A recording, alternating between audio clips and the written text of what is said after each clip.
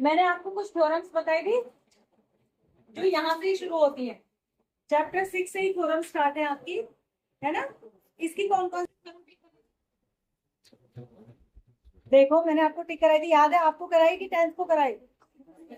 आपको नहीं कराई? ठीक है, कोई बात।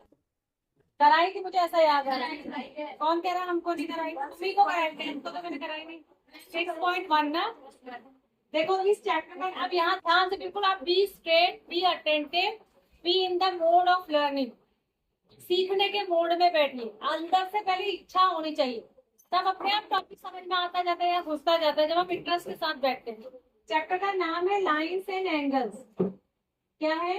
Lines and angles. कौन सा चैप्टर है? Chapter number 6। ठीक है, इसमें आपको लाइंस और एंगल्स के बारे में ही पढ़ना है। क्या क्या पढ़ना है? एंगल्स कौन कौन से होते हैं, कितने टाइप के होते हैं, तो बेसिक है जो आपने पहले पढ़े थे क्लास 5, 6, 7, 8 में। अब यहाँ पर कुछ नए टाइप के एंगल्स भी आप पढ़ेंगे। लाइंस जब इंटरसेक्ट करती हैं तो क्या होता है, पैरेलल लाइंस किसे कहते हैं, स्लैंट लाइन किसे कहते हैं, सारी इन्फॉर्मेशन, कुछ थ्योरम और कुछ क्वेश्चन। बुक को मत पलटो, इधर देखो। बुक की अभी जरूरत नहीं है, परसों भी मैंने ये बात बताई थी। खाली अटेंडेंस लगाओ। देखो सबसे पहले इसने बेसिक दिया है कि एंगल का टाइप, बिल्कुल बेसिक से इसने स्टार्ट किया है जो आप क्लास 5 में पढ़ रहे थे। एंगल कितने टाइप के होते हैं? एक्यूट एंगल जो ऐसा दिखाई देता है, और जो ये एक्स अगर एंगल है, देखो यहाँ इसने मेजर कितना लिखा है इसका एक्स, तो ये 0 से लेके 90 के बीच में होगा एक्यूट एंगल, माने 0 से बड़ा होगा और 90 से छोटा। इस साइड ये एरो का खुला वाला मुंह होता है, उस साइड वाली चीज बड़ी होती है। तो ये किससे बड़ा है? 0 से। और किससे छोटा है? 90 से। ठीक है, ये देखने में ऐसा दिखाई देगा। अगर ये 90 वाली लाइन पे यहाँ पे ऐसे ड्रॉ कर दूं डॉटेड लाइन, है ना, ये वाली, ये 90 हुआ तो इससे छोटा है। ठीक है, 90 से क्या है? छोटा है। और 0 से क्या है? बड़ा है। 90 और 0 के बीच में जितने भी एंगल आएंगे वो सब एक्यूट कहना है। जैसे 1, 2, 3, 4 कहाँ तक? 1 से लेके 89, 1 से लेके 89 तक जितने भी एंगल होंगे उनका नाम क्या होता है? Acute angle. एक्यूट माने 90 से छोटा। उसके जस्ट बाद 89 के बाद क्या आएगा? 90, यानी 90 का एंगल आगे इसको कहते हैं राइट एंगल। इसकी मेजरमेंट कितनी होती है? 90 डिग्री। डिग्री का साइन ये होता है, आपको पता होगा, ऊपर एक डॉट कराएंगे। कई बार बच्चे लिखते हैं angle A B C equal to 90, इसमें डिग्री नहीं लगाते, डिग्री लगाना कंपल्सरी है। ठीक है, उसके बाद आगे बढ़ेंगे। अब यहाँ से एंगल शुरू हुआ था, फिर 90 तक पहुंचा, 90 से आगे को जाएंगे हमारे 90 से बड़े होते जाएंगे, देखने में ऐसे दिखाई देंगे। ठीक है, तो जो 90 से बड़े हो जाएंगे तो वो क्या कहलाते हैं? Obtuse angle. क्या कहलाते हैं? ऑब्ट्यूज। ये किससे बड़े होंगे? 90 से बड़े होंगे। और किससे छोटे होंगे? 180 से। किससे छोटे होंगे? 180। मतलब हम ऐसे बढ़ते रहे बढ़ते रहे बढ़ते रहे, जितने भी एंगल होंगे सारे ऑब्ट्यूज होंगे, और जब लाइन सीधी हो जाएगी ऐसी तो वो पूरा 180 डिग्री का एंगल हो जाएगा, उसको कहते हैं स्ट्रेट एंगल। क्या कहते हैं उसको? Straight angle. ठीक है, 0 से शुरू होके यानी 1 से शुरू होके 89 तक एक्यूट। जैसे ही 90 पे पहुंचे राइट को ऐसा दिखाई देता है।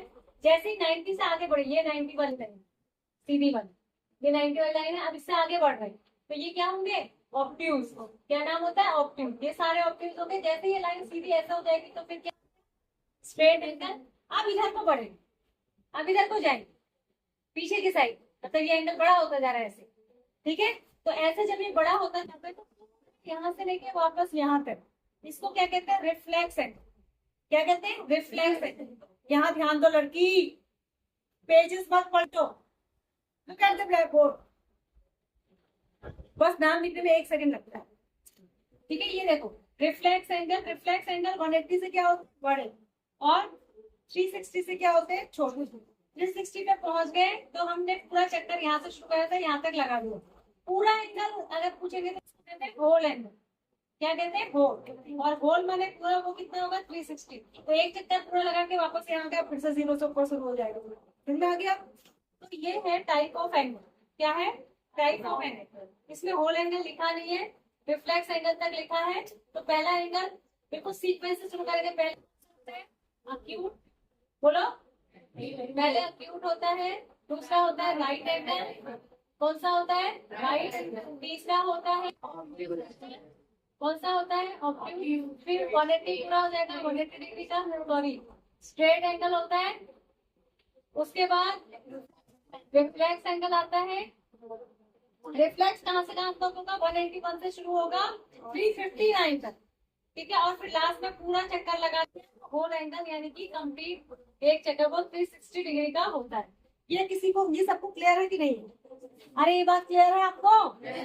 ठीक है, आगे बढ़ जाए, आगे बढ़ते हैं। देखो उसके बाद ये बेसिक चीज, बिल्कुल बेसिक छोटे बच्चे, अब यहाँ से आपको कुछ नई चीजें पता है। देखो अब ये इस क्लास का शुरू हो रहा है, आपका क्लास 9। ठीक है, इसमें ध्यान से देखेंगे कुछ बातें कही गई हैं। एक तो ये बताया कि एक्यूट एंगल का जो मेजर है वो 0 से 90 होता है, राइट एंगल का 90 होता है, ये मैंने आपको बताई थी, ये सारी बातें मैंने आपको बता दी। स्ट्रेट एंगल 180 का होता है, कंप्लीट एंगल 360 का होता है, ऑब्ट्यूज एंगल 180 से मतलब 90 से बड़ा होगा, 180 से छोटा होगा, सारी बात होगी। रिफ्लेक्स एंगल भी मैंने आपको बता दिया, 180 से बड़ा होता है, 181 से शुरू होगा और 360 से छोटा होगा, यानी 359 तक जाएगा। ठीक है, अब ये नई चीजें हम पढ़ेंगे वो क्या है? नई चीजें हैं, नई चीजें क्या है? एक तो है कॉम्प्लीमेंट्री एंगल और सप्लीमेंट्री एंगल। कॉम्प्लीमेंट्री एंगल और सप्लीमेंट्री, ध्यान से देखिए सारे बच्चे ये आते हैं एग्जाम में, कॉम्प्लीमेंट्री और सप्लीमेंट्री, दोनों में क्या अंतर है? देखिए कॉम्प्लीमेंट्री और स्पेलिंग याद होनी चाहिए आपको, सप्लीमेंट्री क्या अंतर है? देखो अगर आप 90 डिग्री के एंगल को दो टुकड़ों में डिवाइड कर दो, ठीक है, 90 डिग्री के एंगल के दो टुकड़े मैंने कर दिए, एक ये हो गया एक ये हो गया, मान लिया कि 30 है और ये 60 है, जोड़कर कितना आएगा? 90। तो ये दोनों कहलाते हैं कॉम्प्लीमेंट्री, यानी कॉम्प्लीमेंट्री एंगल ऐसे दो एंगल हैं जिनका सम क्या है? 90। अगर एक एक्स है और एक वाई तो उनका सम कितना होना चाहिए? 90। और सप्लीमेंट्री एंगल ऐसे एंगल हैं जिनका सम 180 हो। समझ में आया? सप्लीमेंट्री एंगल कैसे एंगल है? जैसे एक एंगल है ए, एक एंगल है बी और ये दोनों सप्लीमेंट्री है, तो इनका सम कितना होगा? 180। जैसे एक मान लिया 60 है, एग्जाम्पल के तौर पे एक है 60 और एक 120, तो ये दोनों कहलाएंगे सप्लीमेंट्री। ध्यान दीजिए, मैं एक स्पेशल बात बता दूं, कॉम्प्लीमेंट्री एंगल का सम कितना होता है? मैंने बताया 90। कितना होता है? 90। तो आप ये समझ जाए कि जब दो एंगल का सम 90 है तो दोनों 90 से छोटे होंगे कि नहीं होंगे? तभी तो सम 90 आएगा। तो कॉम्प्लीमेंट्री एंगल में जो दो एंगल होते हैं ना बेटा, वो दोनों एक्यूट होते हैं। दोनों क्या होते हैं? एक्यूट एंगल होंगे ही होंगे, 90 से दोनों छोटे होंगे। लेकिन सप्लीमेंट्री एंगल के जो दो एंगल होते हैं उनमें से एक क्या होगा? ऑब्ट्यूज होगा और एक क्या होगा? एक्यूट होगा। ये भी हो सकता है कि दोनों 90 हो, एक केस ये भी हो, ठीक है, दोनों राइट एंगल भी हो सकते हैं या फिर एक एक्यूट और एक क्या होगा? ऑब्ट्यूज। लेकिन सप्लीमेंट कॉम्प्लीमेंट्री एंगल में दोनों एंगल क्या होंगे? 90 से छोटे यानी एक्यूट होंगे। और सप्लीमेंट्री में दो कंडीशन बन सकती है, या तो एक 90 से बड़ा और एक 90 से छोटा होगा, यानी एक ऑब्ट्यूज और एक एक्यूट होगा, या फिर दोनों एंगल क्या होंगे? 90। इतनी बात समझ आ गई आपको? अच्छा, आपने देखा होगा कि ये जो मैंने ये एक एंगल बना हुआ है, यहाँ पे देखो एक एंगल बना हुआ है, इसको देखो, इसको देखो, दिख रहा है? दिख रहा है? इसमें एक नया शब्द और आया है, क्या है? नया वर्ड आया है एडजेसेंट। ये नया नहीं है वैसे, ये वर्ड आपने पहले पढ़ा ही है। एडजेसेंट का मतलब होता है बराबर वाला, बगल वाला, अगल बगल में जो बराबर वाला, फिर पड़ोस वाला, हिंदी में पड़ोसी, ये हुआ एडजेसेंट। तो ये दोनों एडजेसेंट एंगल एक दूसरे के अगल बगल। खासियत क्या होती है इनकी? एक जो आर्म होती है, भुजा, एक साइड जो होती है कॉमन होती है। क्या होती है? कॉमन। माने ये इस एंगल को बनाने में भी यूज होती है और इस एंगल को बनाने में भी। बस नहीं, जैसे आप क्वाड्रिलेटरल बनाते थे ना एक, तो ये अगल बगल वाली लाइन जिनके कोने मिलते थे, जो टच करती थी, उनको कहते हैं एडजेसेंट लाइन, और जो इधर इधर वाली होती है इनको कहते हैं अपोजिट लाइन। तो एडजेसेंट में ये जरूरी है कि आपकी एक साइड मिलनी चाहिए। तो ये दोनों एडजेसेंट एंगल है क्योंकि इनकी एक भुजा एक साइड जो बीडी बनी है वो क्या है? कॉमन। समझ में आ गया? एडजेसेंट एंगल किसको कहेंगे? अरे समझ में आ गया कि नहीं? आगे बढ़ जाते, आगे बढ़े। अब क्या है? Line linear pair, linear pair, ये भी बहुत इंपॉर्टेंट है। क्या है? Linear pair of angles. कौन सा पेयर? लीनियर। लीनियर पेयर उसको कहते हैं जिसमें दोनों एंगल मिलके एक स्ट्रेट लाइन बनाते हैं। यहाँ देखो, अटेंडेंस का पेपर मत देखो, अटेंडेंस के पेपर पे आपको तब ध्यान देना जब वो आपके पास आ जाए, तब तक आपको ध्यान नहीं देना। लीनियर पेयर, ये जो मैं बता रही हूँ ना बातें, ये बाद में समझ नहीं आएंगी। अभी मैं बेसिक बता फिर नहीं बताऊंगी जब मैं क्वेश्चन कराने लगूंगी। ये है लीनियर पेयर। पेयर माने क्या होता है? What is the mean of pair? जोड़ा। पेयर माने जोड़ा। Linear line. लीनियर वर्ड किससे बना है? लाइन से। यानी एंगल्स का ऐसा पेयर, ऐसा जोड़ा जो मिलकर एक लाइन बना दे। एक एंगल ये है, एक एंगल ये है, दोनों जुड़कर क्या बना रहे हैं? Straight line. दोनों जुड़कर क्या बना रहे हैं? Straight line. और ये एंगल कितना बन रहा है? 180 डिग्री। तो लीनियर पेयर होने के लिए ये जरूरी है कि दोनों एंगल मिलकर कितने डिग्री का एंगल बनाए? 180 डिग्री। कितने का बनाए? 180। क्लियर है ये बात?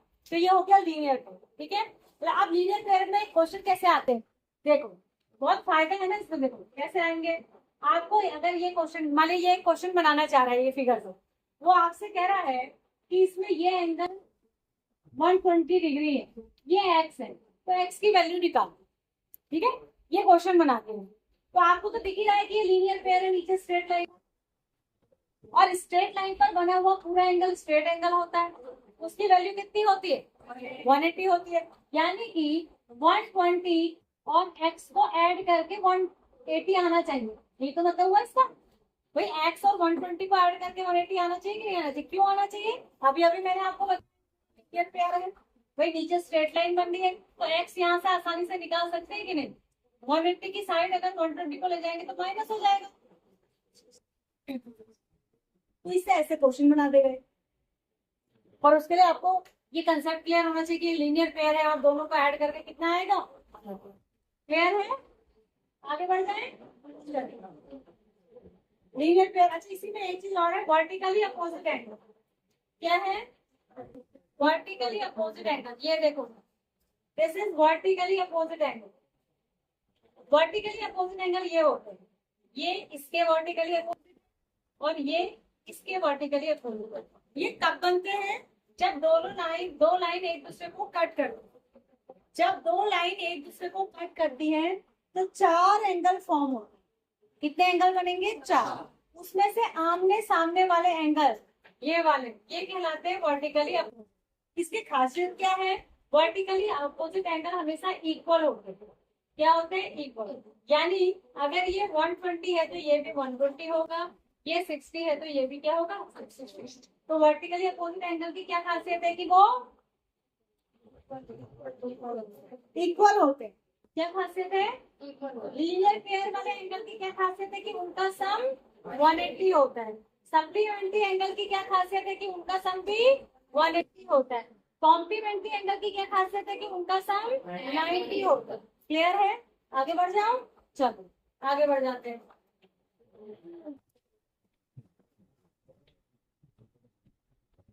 अब आ जाइए इंटरसेक्ट। अभी देखो, थोड़ा बहुत इसने एंगल के बारे में बता दिया, आप थोड़ा बहुत ये लाइंस के बारे में बताएगा, क्योंकि चैप्टर का नाम क्या है? Lines and angle. अब आते हैं लाइंस के बारे में। ध्यान देंगे बिल्कुल अच्छी तरीके से। अगर एक क्लास अच्छे से पढ़ लोगे तो दोबारा पढ़ने की जरूरत नहीं पड़ेगी। इंटरसेक्टिंग लाइन क्या है? Intersecting line. और ये है नॉन इंटरसेक्टिंग। क्या है? दो कंसेप्ट है, एक है intersecting line, non intersecting. Intersecting का मतलब होता है कट कर, काटना, एक दूसरे को काटना। और इसका मतलब होता है नहीं काटना, कभी नहीं काटे। तो इंटरसेक्टिंग लाइन ये है, दिख रही होंगी आपको, एक दूसरे को कट कर रही है, ये इंटरसेक्टिंग लाइन है। और ये देखकर ही आपको पता चल रहा होगा ये आगे कहीं भी नहीं मिलेगी, कितना ही आगे बढ़ा दे, चाहे इस ओर को चाहे इस ओर को। तो इनको कहते हैं पैरेलल लाइन। क्या कहते हैं इसको? पैरेलल। क्या कहते हैं? Parallel line. पैरेलल लाइंस कभी भी मिलती नहीं। क्यों नहीं मिलती? क्योंकि इन दोनों के बीच का जो परपेंडिकुलर डिस्टेंस होता है ये हर जगह बराबर ही रहता है। माने यहाँ अगर 5 सेंटीमीटर है तो यहाँ पे कितना होगा? 5। आगे भी कितना होगा? 5। अगर डिस्टेंस किसी भी एक साइड से कम हो जाए, जैसे अगर ये लाइन ऐसे होगी तो, ठीक है, ये एक लाइन है ए बी और ये दूसरी लाइन है सी डी। इसमें देख के आपको पता चल रहा है ना कि यहाँ पर इनका डिस्टेंस कम है, यहाँ ज्यादा है, यहाँ ज्यादा है, यहाँ ज्यादा है, डिस्टेंस चेंज हो रही है।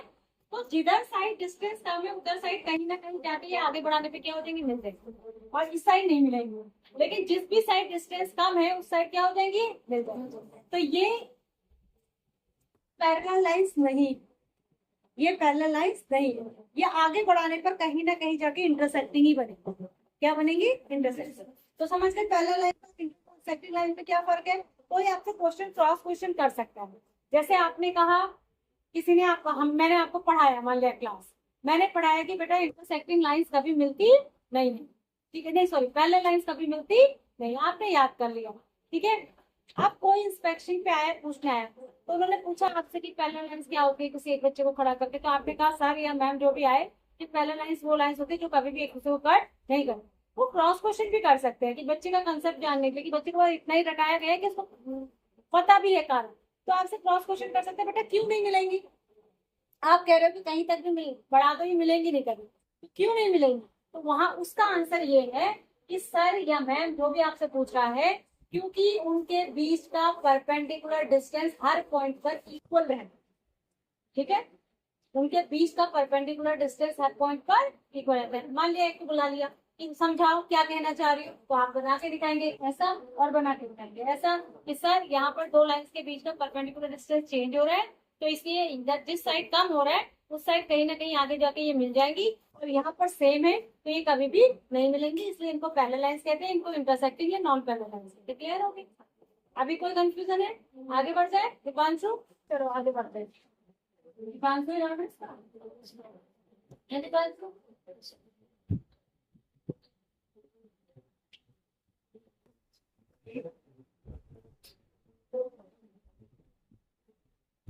Pair of angles, pairs of linear pair बता दी, लीनियर पेयर से आगे बढ़ जाते हैं। आप देखो ये आपकी खैर थ्योरम आएगी, ये बताया था मैंने, ये थ्योरम आपके सिलेबस में नहीं है। अच्छा ये एक्सियम, देखो आप देखो ना क्या होता है, कितनी इंटरेस्टिंग बात है। देखो बुक बनाने वालों ने, सिलेबस बनाने वालों ने कितना अच्छे तरीके से इसको डिजाइन किया है। ऐसा नहीं कि किसी ने कोई बुक छाप दी, सीबीएसई या एनसीईआरटी बुक बनाता है, बहुत बड़ी कमेटी बैठ के बनाने के, तो सारी चीजों को एक सीक्वेंस में रखा गया। किसमें रखा गया, सीक्वेंस में। देखो उसको पता था कि इस चैप्टर में आपको एक्सियम्स की जरूरत पड़ेगी, ठीक है ना, तो यहाँ उसने एक्सियम 6.1 दिया है। अगर बच्चे को इससे पहले यूक्लिड नहीं पढ़ाया जाता, उसको क्या पता लगता कि एक्सियम क्या है, एक्सियम का क्या मीनिंग है, तो वहां इससे जस्ट पिछले चैप्टर में आपको एक्सियम, पोस्टुलेट और डेफिनेशन के बारे में समझा दिया कि इसको एक्सियम कहते हैं, इसको पोस्टुलेट कहते हैं और इसको डेफिनेशन कहते हैं। अब यहाँ पर उसने दे दिया एक्सियम 6.1, तो जिस बच्चे ने कंसेप्ट को अलग अच्छे से ग्रेस्प किया वो समझ जाएगा कि भाई इसमें एक्सियम लिखा है, इसका मतलब इसको प्रूव करने की जरूरत नहीं है। एक्सियम को प्रूव नहीं किया जाता, एक्सियम क्या है, यूनिवर्सल ट्रुथ है, सर्वमान्य सत्य है जो दुनिया में मान लिए गए हैं कि ऐसा होता है। बात समझ आ रही है, तो ये थ्योरम नहीं है, ये क्या है, एक्सियम। एक्सियम क्या कहता है, if a ray stands on a line then the sum of two adjacent angles of its 180, ठीक है। इससे क्या कहा कि अगर किसी लाइन पर, किसी लाइन पर, लाइन वो होती है जिसके एंड पॉइंट्स होते हैं, उस पर कोई रे फॉल करे, एक लाइन ऐसे रे फॉल करे, तो जो दो एंगल्स बनेंगे ना उनका सम कितना होता है, 180 होता है। ये इस एक्सियम में कहा गया।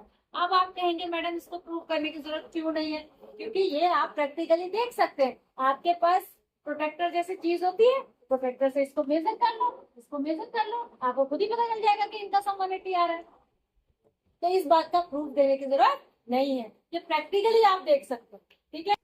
इसको आपने कुछ नहीं करना है, इसको बस आपने समझना है, पढ़ना है और याद रखना है, इसको प्रूव करने की जरूरत नहीं है, ठीक है। अब इसका इस्तेमाल हम अगले इसमें करेंगे, और इससे ये भी बताया है कि इसको उसका सम 180 होता है, इन्हीं को क्या कहते हैं, लीनियर पेयर, इन्हीं को क्या कहते हैं, लीनियर पेयर, ठीक है। देखो एग्जाम्पल कुछ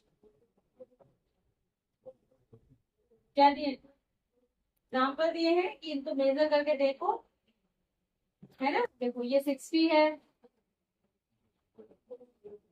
ये 60 है, ये 80 है, ठीक है। मेजर करके देखो, सम करके देखो, ये 60 है, 30 है, ये 125 55 है, तो ये सीधी लाइन बन रही है, तो ये देखिए आप मेजर करके, वो कह रहे हैं कि देखिए कि सच में ये बात जो कही गई है एक्सियम के हिसाब से ठीक है कि नहीं।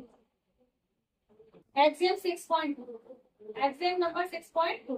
अब मुझे बताओ क्या इसको प्रूव करने की जरूरत होगी?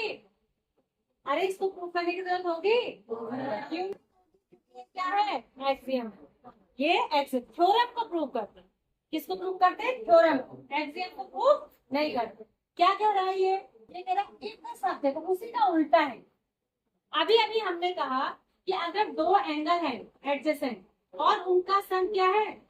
उनका सम क्या है? उनका सम हमेशा क्या होता है? 180। स्ट्रेट लाइन पर अगर कोई रे फॉल करती तो दो एंगल बनते हैं, उनका सम क्या होता है? 180। अब यहाँ इसकी अपोजिट बात कहेंगे। इसने कहा है कि अगर दो एंगल का सम 180 है, उल्टा बोल रहा है कि अगर the sum of the two adjacent भी होने चाहिए। ये बात ध्यान रखते हो, ऐसे नहीं कि एक एंगल यहाँ 30 डिग्री का बना है और एक यहाँ 150 का बना है दूसरा एंगल और इसका सम 180 है, तो ये थोड़ी ना है लीनियर पेयर। एडजेसेंट होना चाहिए बगल अगल में, उसकी एक रे कॉमन भी होनी चाहिए। तो ये क्या कह रहा है कि अगर सम ऑफ टू एडजेसेंट एंगल अगर क्या है? 180 है। अगर दो एडजेसेंट एंगल 180 है तो वो दोनों एंगल मिलकर पक्का ये 100% श्योर है कि वो एक लाइन बना रहे। क्या बना रहे होंगे? जैसे अभी 6.1 में इसने इसकी उल्टी बात कही थी। इसने कहा था अगर एक लाइन पर एक रे फॉल करते थे दो एंगल बनते तो उनका सम 180 होता है। यहाँ पर इसने उसकी उल्टी बात कही। इसने कहा कि अगर सम 180 है तो इसका मतलब पक्का है कि वो एक लाइन बनाता है। क्या बना रहे होंगे? क्लियर है? आगे बढ़ जाए। आज लगी नहीं ध्यान तुम्हारी भी तो 10 में लगती। अब आ जाओ, ये है तुम्हारे कोर्स में मोस्ट इंपॉर्टेंट। लिख लो इसको थ्योरम, मोस्ट इंपॉर्टेंट। कुछ ही थ्योरम है तुम्हारे सिलेबस में, 5-6 थ्योरम। ये लिख लो मोस्ट इंपॉर्टेंट थ्योरम 6.1। अब इसको आपको प्रूव करना है, इसको आपको प्रूव करना है। अब मैंने कल आपको जब बताया था, एक दो दिन जब यूक्लिड पढ़ाया, मैंने आपको बहुत बार बताया कि बेटा जब हमको कुछ प्रूव करना होता है, कोई थ्योरम प्रूव करनी होती है, तो उसके लिए कुछ चीजें पहले से माननी पड़ती है जिनको हम प्रूव नहीं करेंगे, मतलब वो हम मान लेंगे, फिर उसके बेस पे हम थ्योरम प्रूव करेंगे। तो जो मान लेंगे ना वही एग्जाम है। तो अब हमें क्या थ्योरम, तो थ्योरम में हम किसका इस्तेमाल करेंगे? एग्जाम। किसका इस्तेमाल करेंगे? एग्जाम, क्योंकि वो हमने पहले से मान लिया कि ऐसा तो होता ही। ठीक है, तो क्या है थ्योरम की? Two lines intersect each other then the vertically opposite angles are equal. है ना? क्या कहा इसने? अभी अभी मैंने थोड़ी देर पहले आपको वर्टिकली अपोजिट एंगल्स के बारे में बताया था, और तब मैंने ये भी बताया था कि वर्टिकली अपोजिट एंगल हमेशा इक्वल हो। क्या बताया था? वर्टिकली अपोजिट एंगल इक्वल हो। तो वो मैंने कहाँ से बताया? मुझे किसने बताया? नहीं, एकदम से नहीं बताया। मुझे किसने बताया? मुझे भी क्लास 10th में मैंने भी थ्योरम पढ़ी थी, तभी मुझे बताया। यानी वो एक थ्योरम है, मतलब हमने उसको प्रूव किया हुआ, हमने उसको प्रूव किया हुआ है, तब हमें पता चला कि वर्टिकली अपोजिट एंगल क्या होते हैं? इक्वल। तो सबसे पहले हर बच्चा इस थ्योरम को पढ़ता है, फिर उसको पता चल जाता है, फिर आगे की फर्दर क्लासेस में वो इसका इस्तेमाल करता है और फर्दर चैप्टर में भी करता है। यानी अभी हम पहले इसको सीखेंगे कि ये हुआ कैसे। जैसे हमने कहा कि जैसे आप पढ़ते हैं ना कि आप एरिया ऑफ जो रेक्टेंगल होता है, एरिया ऑफ रेक्टेंगल क्या होता है? लेंथ इनटू ब्रेड्थ, ये कहते हैं ना। तो ये हम क्यों इस्तेमाल करने लगे? पहले फॉर्मूला बना कैसे? पहले इसको प्रैक्टिकली या प्रूव करके देखा गया होगा, तब तो बाद में फॉर्मूला बना। तो इसी तरीके से ये जो प्रूफ है, पहले इसको प्रूव करा, देखा पहले, पहले इसको प्रूव करा, फिर इसका इस्तेमाल करो। तो अब ये कह रहे हैं कि वर्टिकली अपोजिट एंगल है, ये हमेशा इक्वल हो, ये हमें प्रूव करना है। कैसे? इसको बिल्कुल मत देखो, मैं आपको इसको बिना देखे बताऊंगी। देखो, इसमें कुछ रटने की जरूरत नहीं। कभी भी थ्योरम प्रूव करोगे जहां एंगल्स इक्वल करने को, मेरी बात को बिठा लीजिए दिमाग में, सब बच्चे एक सही करेंगे। इनको अगर आप चाहते हैं कम टाइम में, बिना गजर बजर के, बिना कंफ्यूजन के, आप थ्योरम को इजीली प्रूव कर ले और आपके कॉपी को चेक करने वाले टीचर को भी वो क्लियर समझ में आ जाए, किसी को ना उसको नंबर देने में दिक्कत हो, ना आपको नंबर लेने में दिक्कत हो, ना आपको थ्योरम। तो आज सबसे पहले करेंगे एंगल्स का हमेशा नाम इस तरीके से रखेंगे, 1 2 3, इससे आसानी होती है। जैसे अगर आप इस एंगल को लगेंगे AOD, उसे टाइम लगेगा, तो इसको क्या लिखना है? एंगल 1, इसको 2, इनकी नेमिंग ऐसे कर लो, 1 2 3 करके, XYZ करके ऐसे कर लेंगे। और लेकिन प्रूफ कर 1 2 लिख रहे हो, लेकिन फिगर में आपने 1 2 लिखा ही नहीं है, तो मैं अंडा दे दूंगी सीधा। आप क्या करते हैं ना, कभी कभी आप रट्टा मार के चले जाते हैं, लेकिन वहां जो आपने फिगर बनाया होता है उसमें कहीं 1 2 होता ही नहीं है। तो मैं आपके लिखे हुए को कहाँ से मैच करूँ? भाई जब फिगर होगा उसमें भी आपने एंगल दिखाए हैं कि ये 1 है, ये 2 है, ये 3 है, तभी तो नीचे जो प्रूव करा है उसको मैं मैच करूंगी कि बच्चा इस एंगल के बारे में बात कर रहे हैं। पता चला प्रूव आपने बिल्कुल ठीक करा है लेकिन एंगल में कहीं नहीं दिखाया, तो 0 मिलेगा। प्रूव करना है, इसको करते कैसे? पहले हम लिखेंगे गिवन। गिवन में आप लिखेंगे 2 इंटरसेक्टिंग लाइन। हो गया टाइम? कल करेंगे, ठीक है, कल कर लेंगे।